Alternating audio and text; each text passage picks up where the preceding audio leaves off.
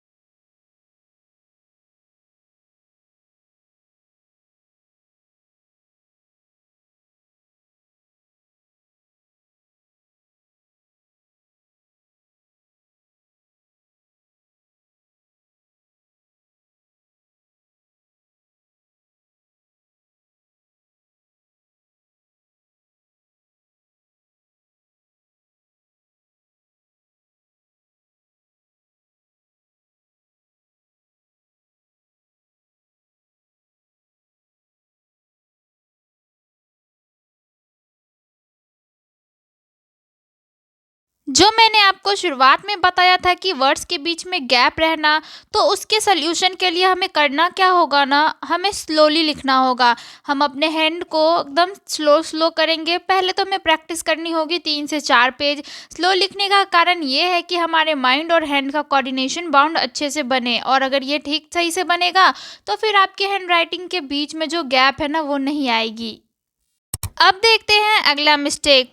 तो क्या आप बिग और स्मॉल साइज के लेटर लिखते हो? अपने हैंड राइटिंग को नोटिस कीजिए और देखिए और बताइए कि कैसा आप लिखते हैं। अगर आपकी हैंड राइटिंग ज़्यादा छोटी है और अगर आपकी हैंड राइटिंग ज़्यादा बड़ी है ना, तो इसमें भी दिक्कत आती है और हैंड राइटिंग खराब दिखती है। इन मिस्टेक्स को दूर करने के लिए चलिए मैं आपको एक ट्रिक बताती हूँ। चलिए एनालिसिस कीजिए कि आपके क्लास में जिस बच्चे की हैंड राइटिंग सबसे अच्छी है ना, उसके पेन पकड़ने का तरीका क्या होता है और आपके पेन पकड़ने के तरीके में कितने ज़्यादा चेंजेस है। वैसे तो ये ज़्यादा मायने नहीं रखते हैं, लेकिन कुछ पॉइंट पे पेन पकड़ने का तरीका भी बहुत ही ज़्यादा मायने रखता है हमारी हैंडराइटिंग को सही और गलत दिखाने में। इसलिए आपको आपके पेन को ज़्यादा नीचे से नहीं पकड़ना है। आप अपने पेन को अपने कंफर्टेबल के हिसाब से इस तरीके से पकड़ सकते हैं। बस ध्यान रहे कि पेन हल्का ऊपर पकड़े, ज़्यादा नीचे ना पकड़े, जिस वजह से बहुत ही दिक्कतें आती है हैंड राइटिंग लिखने में। और अगर यकीन ना हो तो आप इस चीज़ को अभी तुरंत करके देख सकते हैं। इस तरीके से पेन पकड़िए और लिखना स्टार्ट कीजिए, और फिर अपने पहले वाले हैंड राइटिंग और इस वाले हैंड राइटिंग को थोड़ा कॉम्प्रोमाइज़ कीजिए।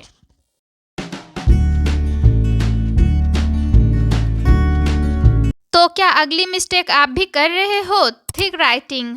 जी हाँ, किसी किसी का आदत होता है ना बहुत ही ज़्यादा मोटा और गाढ़ा लिखने का, तो ये भी हमारे हैंड राइटिंग को ख़राब दिखा सकती है। तो इन चीज़ों के ऊपर ना थोड़ी बहुत प्रैक्टिस की ज़रूरत है। प्रैक्टिस के बाद ये सही हो सकता है। अगली मिस्टेक है टिल्ट वर्ड। जी हाँ, किसी किसी का ना इतना टेढ़ा टेढ़ा सा लिखा हुआ रहता है कि ऐसा लगेगा गोल गोल घूम रहा है। हैंड राइटिंग जो है वो झुके हुए रहते हैं बहुत ही ज़्यादा, तो ये भी हमारे हैंड राइटिंग को ख़राब दिखाती है।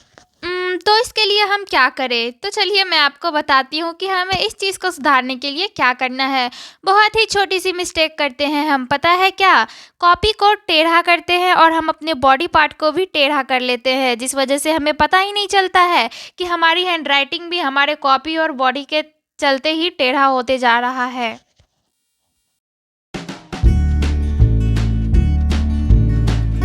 तो इस मिस्टेक को सुधारने के लिए आपको आपके बॉडी स्टाइल को सुधारना होगा। कॉपी को सीधा करना है, अपने इस बॉडी पार्ट को सीधा करके रखना है, देन उसके बाद लिखना है। फिर देखिएगा कि कुछ ना कुछ इफेक्ट ज़रूर आएगा आपके हैंड राइटिंग के ऊपर में।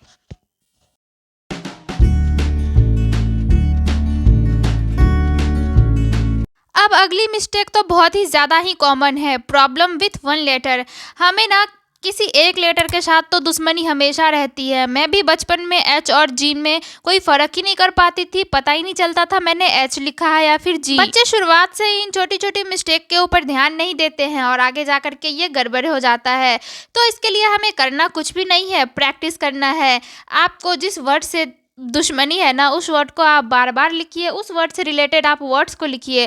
आपको लिखते लिखते प्रैक्टिस हो ही जाएगी और एक दिन आप अच्छा लिख पाएंगे। एक दिन क्या, आप बहुत ही जल्दी अच्छा लिख पाएंगे। चलिए ये तो थी मिस्टेक। अब हमें सुधारने के लिए क्या करना है वो मैं बताती हूँ आपको।